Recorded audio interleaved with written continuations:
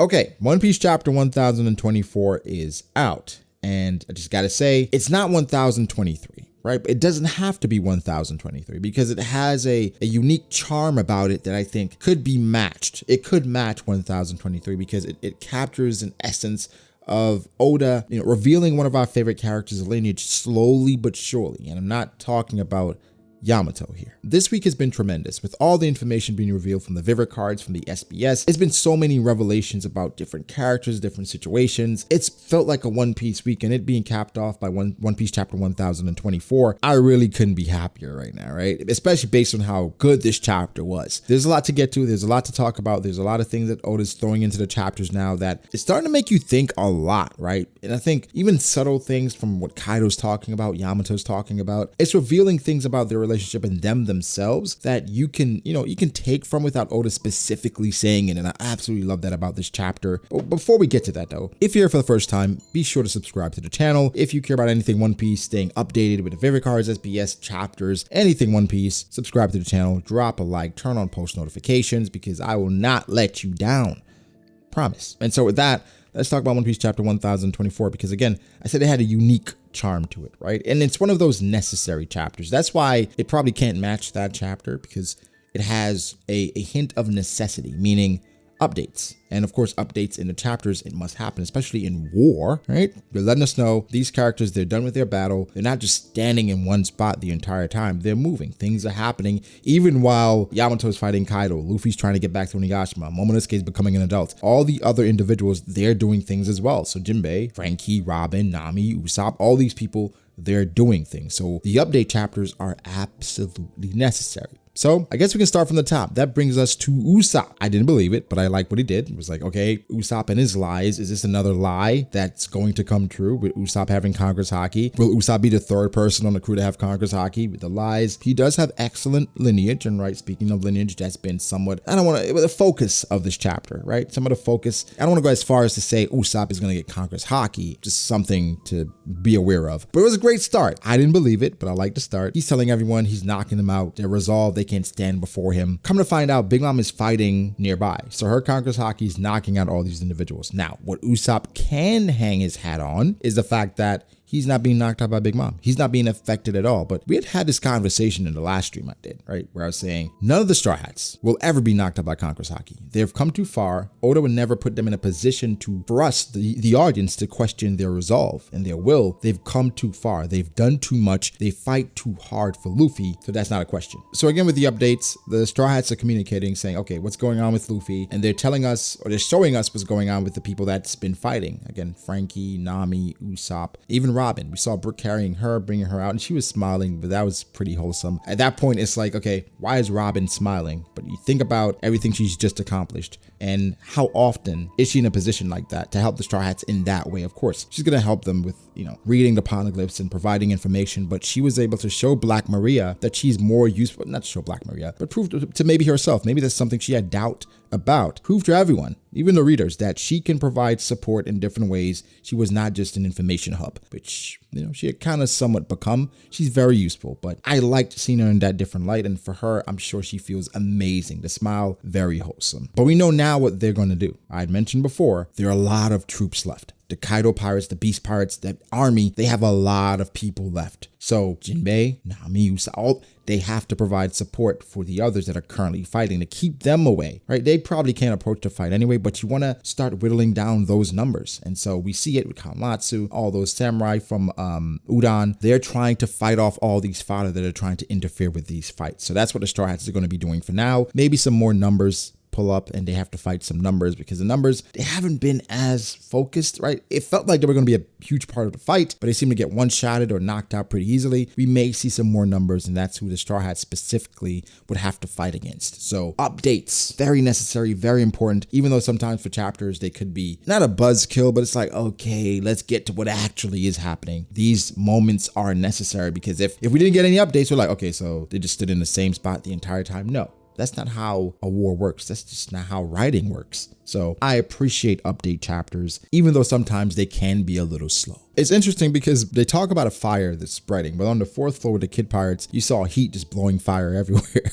So just like the Straw Hats, they're trying to put out the fire. The Kid Pirates are like, we don't give a damn. We're just trying to kill everybody. We just have a fire burning. And that's just how Kid operates. And I guess it translates to his crew as well. I absolutely love the transition though from Jinbei, where it's like, okay, the fire is spreading. Where's Kaido? Who's keeping him busy? Then we transition to Kaido versus Yamato, which is pretty much the chunk of the chapter. That was the focus of this chapter. Kaido and Yamato, their history, some flashback, not as long as I would have liked, because I mean, I guess it was half of the chapter pretty much. So we're definitely going to get more, but the basis of their relationship is being explored here. And I think that's important for us to understand these characters, because we know them, we just don't understand them yet. For Yamato especially, she wants to be Odin, right? But why does she want to be Odin so much? Why was Odin so captivating? Like, we got a bit of that. For Kaido, the same rings true. We know him, but we don't understand him. We try to parse things together to understand the character. This is the moment for that. So what did we get from this? What did we get from this chapter? Well, Kaido's not a great parent, but we knew that, right? And for Yamato being Odin, it's a bit deeper than just Odin. Yes, Odin was captivating, but what happened in this chapter, it led to even deeper bonds and deeper connection to the samurai and to Wano. So what's clear to me is that Kaido and Yamato, they both have connections to Wano for completely different reasons. But for Yamato, hers are a bit more ignorant, a bit more surface level, where she's captivated by someone like Odin who had amazing charisma. For Kaido, he's saying it's a bit deeper,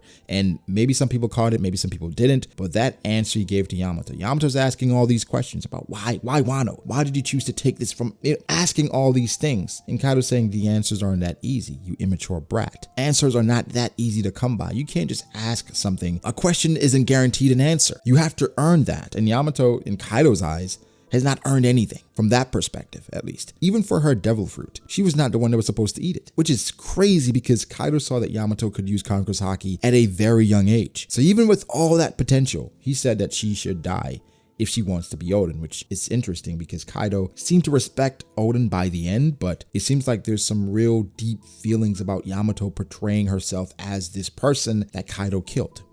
What's the deeper meaning here? Is Kaido fond of Odin? Doesn't seem that way, but he respects him. He respected him enough not to kill or straight up kill his son back then. What's going on? Even with this chapter, I still need to understand Kaido a bit more. I like how Kaido was looking at Yamato as well when they were fighting, almost as a disappointed father, and let her know, I'm not playing around, Yamato. Like, I'm serious this time. I'm sure they've sparred before and Kaido has done things to hurt her, but this time it's probably like, okay, dad is serious. Like, are you trying to kill me? And Kaido's like, I'm not playing around this time. Like, this is serious. And then he said carrying Odin's name is a heavy burden. So then it goes back to, does he feel like Yamato isn't worthy of carrying Odin's name? But it could also be read as saying you're Odin, a lot of burden comes with that because now you have the people of Wano to worry about. Then you have me to worry about because I was Odin's adversary. So carrying on Wano and holding those people, them holding you to a standard and also opposing me, that's a very heavy burden. So if you're going to claim that, you have to live up to it. And I'm not going to take it easy on you if that's what you want to do. So you can understand that parenting style. It's a bit out there, but One Piece is, everything is exaggerated. So, it goes in line with the way of thinking of how One Piece operates. But I guess we can get into the flashback with the samurai in the prison, which more than likely were the daimyo of Wano. Not people. I've been calling, obviously, the person looks like Ushimaru, Zoro's perceived father or perceived relative. Then you have a person that could be Raizo's relative. And then I think he looks so much like Kyoshiro. We call him Dioshiro. And then we have Daizo, right? Dioshiro and Daizo, those two with Ushimaru. So, like I said, Oda is building up the lineage of Zoro, the lineage of the Shimotsuki, and revealing more things to us. Ushimaru in this chapter, it gave off Rayleigh vibes, where they were asking who he is. He's like, oh, I'm no one. I'm just, an old samurai. That's what Rayleigh said when the guy asked who he was. Well, he used Conqueror's Haki. So that was more impressive than Ushimaru's first appearance. And Rayleigh basically said he's just somebody that coats ships and he likes young ladies. That's still something that people question, but that's, we know what he means. Ushimaru's vibe I absolutely love, and it's so reminiscent to one of our favorite characters in Zoro. The introduction, when we got introduced to Zoro, he was starving for a little girl. here, Ushimaru, they're starving, and in the midst of it is a little girl that they're willing to starve to feed, and they're willing to die for her legacy to go on, for her to fight for Wano in the future, because she is fighting in Odin's name. And they admired that because they were also captivated by Odin. So it's a beautiful integration by Oda. Even Ushimaru had the Shimotsuki emblem on his back. So it's a lot more to find out here. As far as we know, Ushimaru died. People are still holding on to the Green Bull theory. I don't think he's Green Bull. I think that's just funny, something funny that, you know, people say from time to time. But I love what Oda is trying to do with the Shimotsuki lineage. Again, Yamato's character, it's starting to make more sense why she's so captivated by Odin, because it's not just about Odin at this point. It's about the samurai, the people of Wano. She's grown to care about them the way Odin would. So I think starting out, she really cared about Odin, right? It was about Odin and him specifically. But then taking on and carrying that burden, you start to realize it's not just about being Odin. I have to live the way Odin would. I have to carry out the things the same way Odin would, right? Some of these burdens fell to her. So it's a lot of pressure if you're going to say, oh, I'm Odin. I want to accomplish the things Odin would accomplish. Because even Odin can accomplish some of the things that he wanted to accomplish. He wanted to save Wano. He couldn't do that because of Kaido. So it's a heavy burden, Yamato, I'm sure. I hope you're ready because, you know, obviously she's going to fail by fighting her father and being defeated. But I like her more now. She feels like more of a character now, especially considering what happened in the SBS, well, the Vera cards, where it was confirmed that Yamato is indeed female and is indeed a woman and not identifying as anything but Odin. You know, that cuts out all that different stuff going on there. I'm sure you guys know what I'm talking about. So it feels more natural. I'm starting to vibe with her character more, starting to like her a lot more. Like I liked her before, but now with her backstory and that connection, I'm here for it. What's going to happen with Zoro? How is it going to be resolved? We got to wait and see. Because, I mean, that guy looks just like Zoro. I mean, it's uncanny. I mean, that's what they said about his fighting style, and we gotta wait and see. But guys, how do you feel about all this? The samurai of Wano, the people of Wano, are truly amazing. And I think the Wano arc so far is a reflection of just Oda's creative mind and just how far in advance he was thinking about this arc. So, I mean, I can't wait to discover more, to find out more about what everything this arc has to show us. But so far, how can you not be entertained? He's slowly but surely revealing things to us that, you know, we want to know, we want to find out, but he's taking his time. I think that's the beauty of it, where things are being revealed, but everything isn't being revealed at the same time, which that's always been One Piece. But how difficult is that to reveal things where I want to reveal enough, but not too much for you to piece everything together, but enough for you to be intrigued. I think that's the brilliance of One Piece, where we get something and it's enough to keep us intrigued, but not enough for us to figure it out. So, you know, sometimes you watch a movie and it's like, okay, they're telling us this, and this. I'm like, oh, I know who the killer is. It's pretty clear. Then at the end, they tell you who the killer is, and it's like,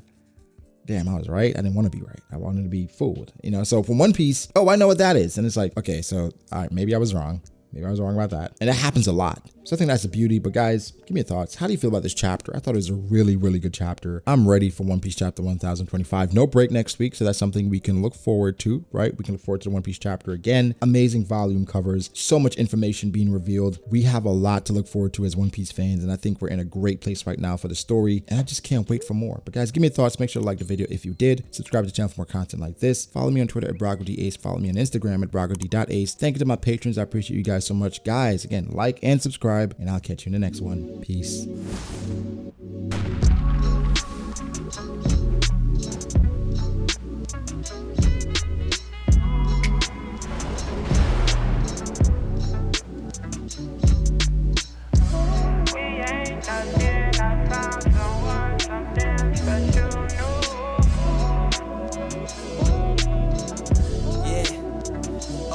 I start doubting me, I felt lost. I rewrite it.